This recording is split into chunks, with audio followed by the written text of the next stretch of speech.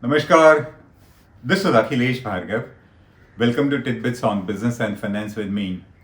The Indian economy's growth rate was anyway slowing down for many quarters before Corona hit us. And then with Corona and the lockdown, growth has come to a standstill.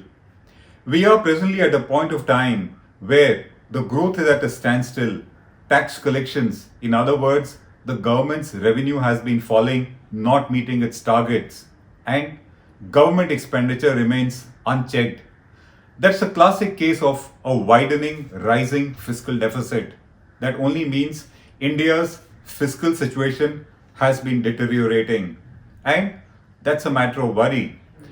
The international rating agencies have been saying of late that if India's fiscal position continues to deteriorate, in that case, there could be a threat to India's sovereign rating. In other words, it could be downgraded.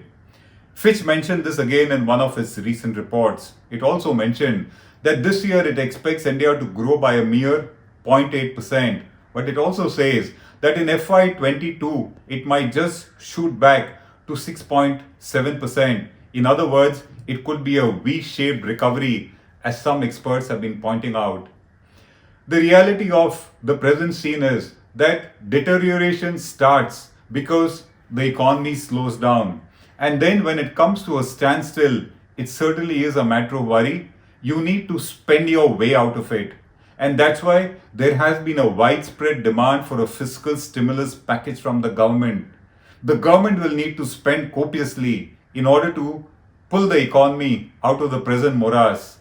But sources always say, where is the money with the government?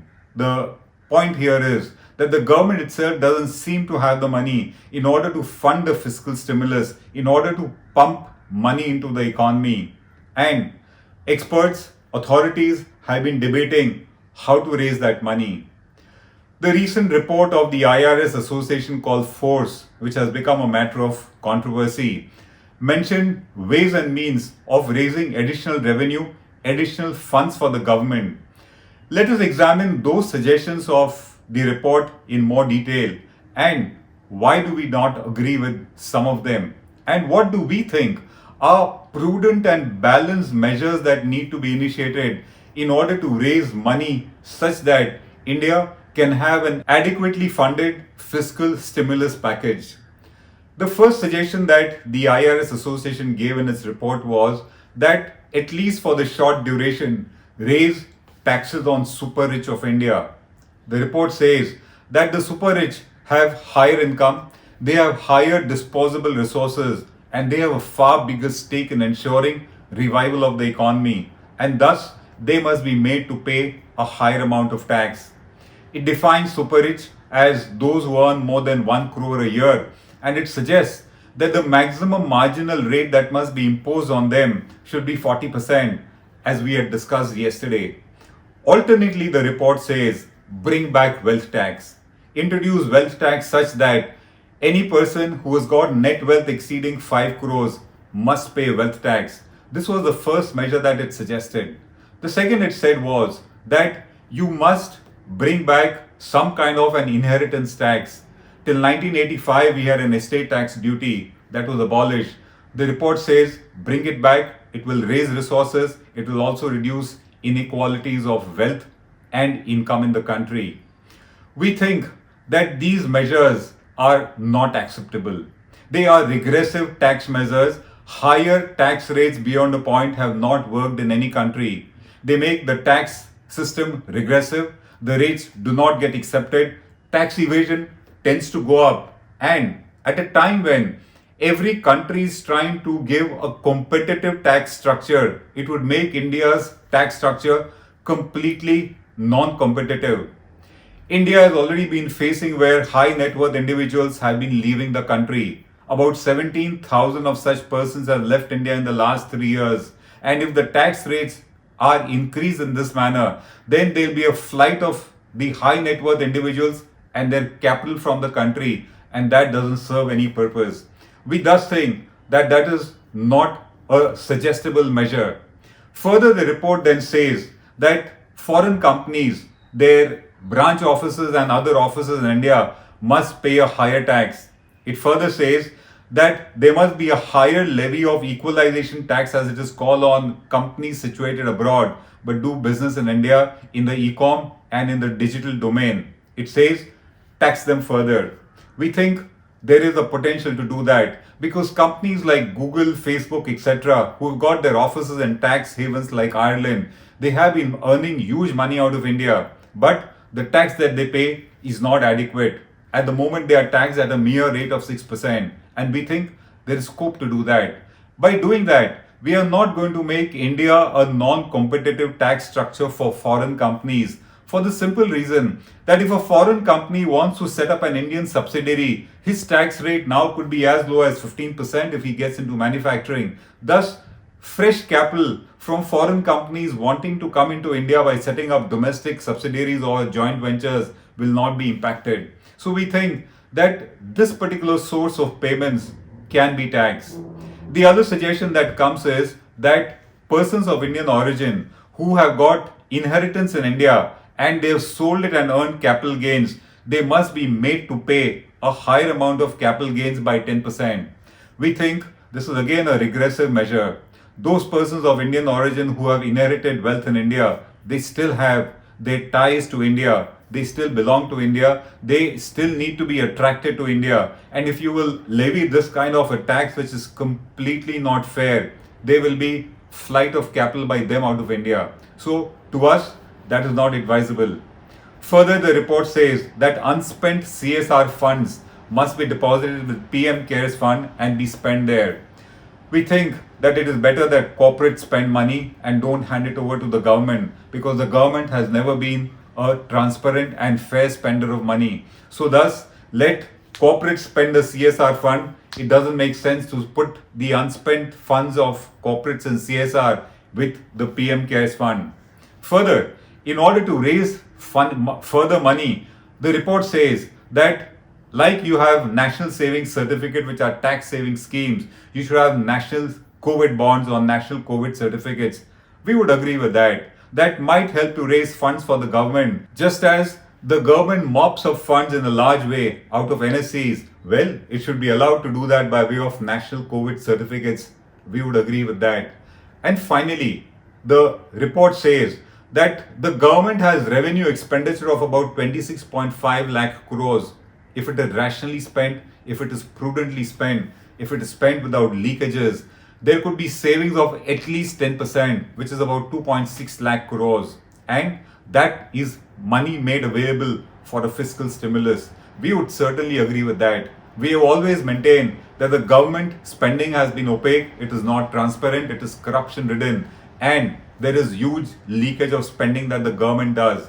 If it is controlled, if savings are initiated, that is a large amount of money that would materialize and could be used for the purpose of the fiscal stimulus. So this is our opinion as far as the fundraising measures suggested by the IRS Association in their force report are concerned and stated by them. In our opinion, the fundraising measures could be a combination of different means. The first one that we would always say is India doesn't need to be so sensitive about its fiscal deficit at such an extraordinary time. Even if India was to increase its fiscal deficit by 1.5%, that releases funds which are over almost 4 lakh crores into the system. I don't think this is a time when the government needs to be sensitive about the fiscal deficit. Even at the time of the 2008 economic meltdown, within a matter of a year, India's fiscal deficit has shot up from 2.6% to 6.8%, and that was done in order to save India from the crisis. This is a time to do that. So, if fiscal deficit is made to be loosened by about 1.5% of GDP, you have at least 4 lakh crores coming into the kitty. We think it is advisable. The second way of pumping money into the system would be that the government will necessarily have to stand guarantee for business loans being given by banks. And if the government was to do that to the tune of at least 2.5 lakh crores, the banks would be willing to give loans to enterprises, to strained enterprises, to stressed enterprises, and that would help them to revive at the time when the lockdown is lifted. Thus, somewhere or the other, the government will have to leverage its sovereign rating, its sovereign standing in order to give guarantees and see that money goes into the system. One suggestion had come that the government should raise money abroad at 0%, which is the prevailing rate in Western markets, by giving its own guarantee and let that money be pumped into the Indian economy. That also could be a worthy suggestion. The point is, the government will have to leverage itself at this point of time when we are facing an extraordinary crisis. Like what the IRS Association says, we also think the government will need to keep its expenditure in check. Savings will have to be initiated, and just a 10% savings, as was pointed out, means about 2.6 to 2.7 lakh crores coming into the system. And finally, in order to get money into the Indian economy, we need to make our economy attractive and competitive. It is time to get our act together. It is time to attract foreign investors such that they are weaned away from the likes of China and they come to India. If they come to India, FDI will come to India in a large way. Along with FDI will come jobs, technology, and finally foreign trade and business. We think that's where the solution would lie in the longer run. But according to us, this is a balanced way of raising resources. Increasing tax rates, bringing back regressive taxes like estate duty, wealth tax, etc., is certainly no solution. We would differ from it. And finally, the question is, the rating agencies have been warning India that if the fiscal situation deteriorates, if fiscal deficit goes up, our rating could be affected. There's a point to ponder here. Take a case like the US. The US this year is expected to have a fiscal deficit of $3.7 trillion, which would be about 18% of its GDP. At 3.5% of its GDP, of our GDP, which is a fiscal deficit at the moment, we are so concerned. Our fiscal deficit is just about $100 billion, which is 3.5% of GDP. Where is the matter to be so concerned? We think India will need to know how to throw its weight around in the International Committee of Nations and with global rating agencies and not be bullied so easily. With fiscal deficit at 18% of its GDP, the US still enjoys a AAA rating. And in our case, at just 3.5%, we don't even have an A- rating. Well, India needs to see that it gets its place in the global economy in a more fair manner. This is Akhilesh Bhargav signing off till we meet again. Namaskar. Now be the first to know about the latest updates on our new news app. Go on your Android or iOS, search for HW News Network. Download our app, choose the language you prefer to get updates in, and be up to date with the latest news. If you like this video, please share it, and we would love to hear your comments in the comments section down here. Also, please do like our Facebook page and follow us on Twitter to get minute-to-minute news updates. For more such shows and videos, well, subscribe to our YouTube channel.